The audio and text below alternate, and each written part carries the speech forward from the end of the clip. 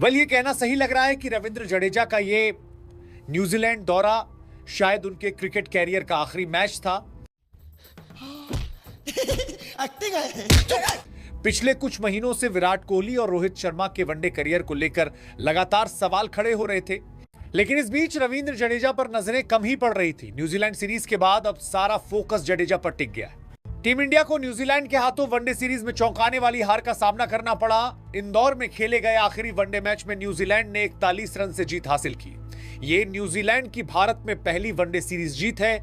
इस नतीजे का हालांकि टीम इंडिया की तैयारियों पर कोई खास असर नहीं पड़ा, क्योंकि वनडे वर्ल्ड कप अभी भी करीब 1.5 साल दूर है।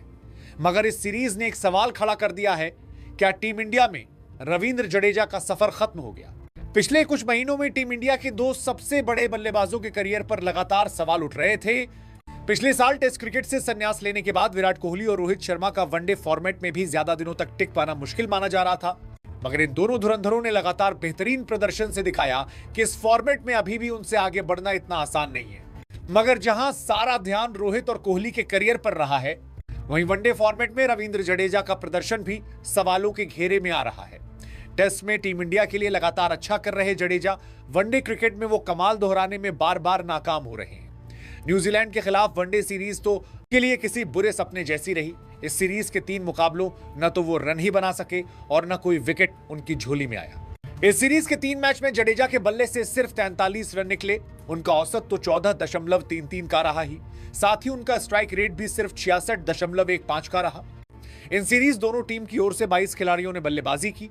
उनमें जडेजा से खराब स्ट्राइक रेट सिर्फ मोहम्मद सिराज का 50 रहा। इतना ही नहीं, इस सीरीज में भी जडेजा 13 साल से चला आ रहा इंतजार खत्म नहीं कर पाए। भारतीय ऑलराउंडर ने पिछले 13 साल से घरेलू जमीन पर वनडे फॉर्मेट में एक भी अर्धशतक नहीं लगाया है।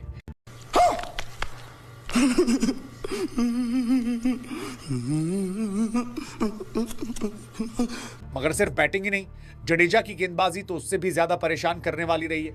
उन्होंने तीनों मैच में कुल मिलाकर 23 ओवर की ही गेंदबाजी की, लेकिन एक भी विकेट उनके खाते में नहीं आया। इस दौरान एक भी मैच में वो पूरे 10 ओवर बॉलिंग नहीं कर सके, जबकि इन 3 मुकाबलों में उन्होंने 6 की इकॉनमी से 141 रन लुटाए। इस तरह अपने करियर में न्यूजीलैंड के खिलाफ वो घर में खेले गए 6 वनडे मैच में एक भी विकेट नहीं झटक सके।